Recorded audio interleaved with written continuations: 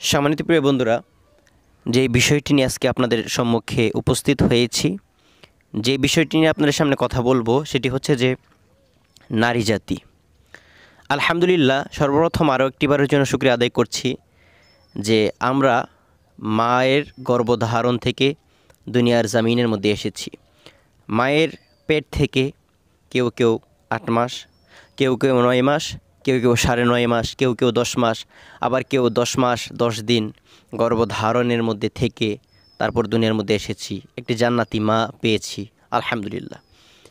সম্মানিত প্রিয় বন্ধুরা, আজকে যেই বিষয়টি নিয়ে খোলাসা করব আপনাদের সামনে সেটি হচ্ছে, যেহেতু মায়ের পেট থেকে আমরা জন্মগ্রহণ করেছি প্রত্যেকটা সন্তান, তাহলে আমাদের মনে হয় মায়ের জাতি হচ্ছে সর্বশ্রেষ্ঠ জাতি, এর মধ্যে কোনো বিকল্প নেই। আমরা যদি মায়ের জাতি হিসেবে মায়েদের একটা আমরা নসিহা করতে চাই, তাহলে সর্বপ্রথম যে নসিহাটা আমাদের মধ্যে আসে সেটি হচ্ছে মায়েদের যে ইজ্জত, বোনদের যে ইজ্জত, এটা মা ও বোনদের রক্ষা করে চলতে হবে।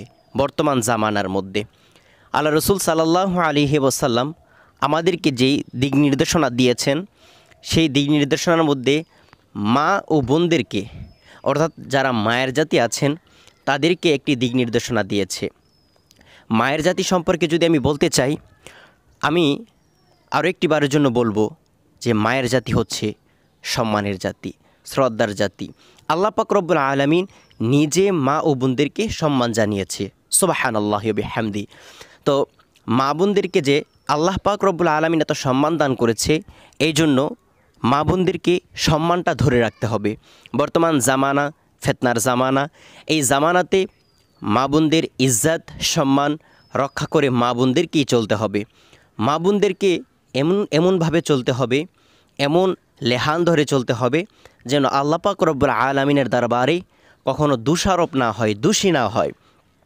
বর্তমান সময়ে দেখতে পাচ্ছি বিবাহের অনুষ্ঠানের মধ্যে, সুন্নতে খাতনার অনুষ্ঠানের মধ্যে, গায়ে হলুদের মধ্যে মা বোনরা নাচানাচি করে থাকে, মা বোনরা অশ্লীলতাম করে থাকে, মা বোনরা বিভিন্ন সাজসজ্জা করে থাকে। আস্তাগফিরুল্লাহ, নাউযুবিল্লাহি মিন যালিক, মাআযাল্লাহ। তো আমি মা বোনদেরকে যেই নসিহা পেশ করতে চাচ্ছি, মা বোনদের কিছু কিছু জিনিস হারাম, নাচ গান, তারপরে পর্দাবিহীন চলাচল এবং হাতের মধ্যে নেল পালিশ দেওয়া, চুল কাটা, বুরু ফ্লাক করা এবং বিভিন্ন যে পালার মধ্যে গিয়ে মা বোনরা সাজসজ্জা করে এবং পরপুরুষকে দেখায়, এই জিনিসগুলো মহান আল্লাহ পাক রব্বুল আলামিনের সাথে শিরক এবং বিদআত এর পর্যায়ে চলে যাচ্ছে। এই জন্য আল্লাহ রসুল সাল্লাল্লাহু আলাইহি ওয়াসাল্লাম যে সময় মেআরাজের মধ্যে গিয়েছে, জিবরাইল আলাইহিস সালাতু ওয়াসসালাম জাহান্নামের এপাশ থেকে ওপাশ পর্যন্ত রাসূল সাল্লাল্লাহু আলাইহি ওয়াসাল্লামকে দেখালেন, জান্নাতের এপাশ থেকে ওপাশ পর্যন্ত দেখালেন, জাহান্নামের এপাশ থেকে ওপাশ পর্যন্ত দেখালেন। আল্লাহ রসুল সাল্লাল্লাহু আলাইহি ওয়াসাল্লাম একটা জিনিস খেয়াল করলো যে, হে জিবরাইল, সবচেয়ে থেকে বেশি একটা জিনিস আমি জাহান্নামের মধ্যে খেয়াল করলাম যে যারা মায়ের জাতি আছে, যারা মহিলা আছে, তারা দেখলাম যে বেশিরভাগ জাহান্নামের মধ্যে আছে। কেউ কেউ ঝুলন্ত অবস্থায়, কেউ কেউ আল্লাহ রব্বুল আলামিন তাদের ফেরেশতার হাতে, আযাবের ফেরেশতাদের হাতে, কেউ কেউ নারীদের পাওকে উপর দিকে রেখেছে, মাথাকে নিচ দিকে রেখেছে। আবার কোনো কোনো নারীদেরকে দেখা যাচ্ছে, জিবরাইল আলাইহিস সালাতু ওয়াসসালামের সাথে আল্লাহ রসুল দেখেছেন লজ্জাস্থানের মধ্যে কোনো কোনো ফেরেশতারা আগুন ঢেলে দিচ্ছে।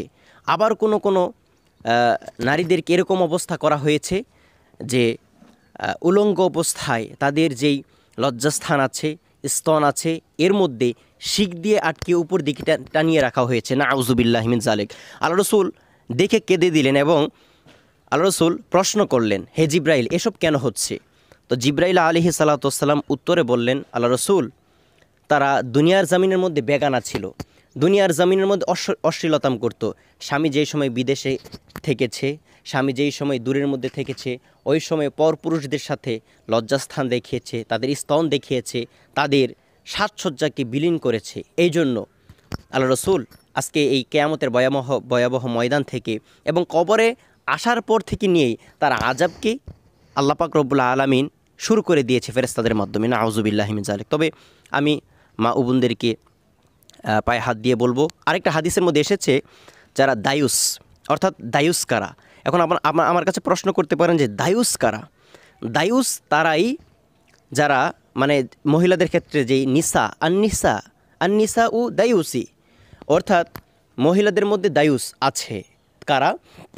যারা নিজে কোনো একটি পরপুরুষের সাথে আকৃষ্ট হয় এবং অপরকে আকৃষ্ট নিজের প্রতি করে, তারাই হচ্ছে দায়ুস। নাউজুবিল্লাহি মিন যালিক। তো আল্লাহ রাসূল তাদের শানে বলেছেন যে তারা জান্নাতে কখনো যাবেও না, জান্নাতের সুঘ্রাণও পাবে না। নাউজুবিল্লাহ, কখনোই যাবে না, কখনোই যাবে না।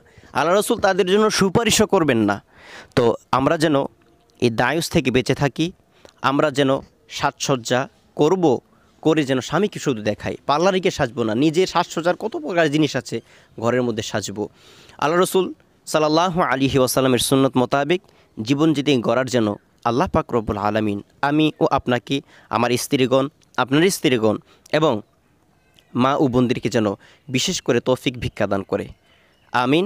এই বলেই এখানেই আমার বক্তব্য রাখছি। আসসালামু আলাইকুম রাহমাতুল্লাহ। সকলে ভালো থাকবেন, সুস্থ থাকবেন, বিদায় নিচ্ছি।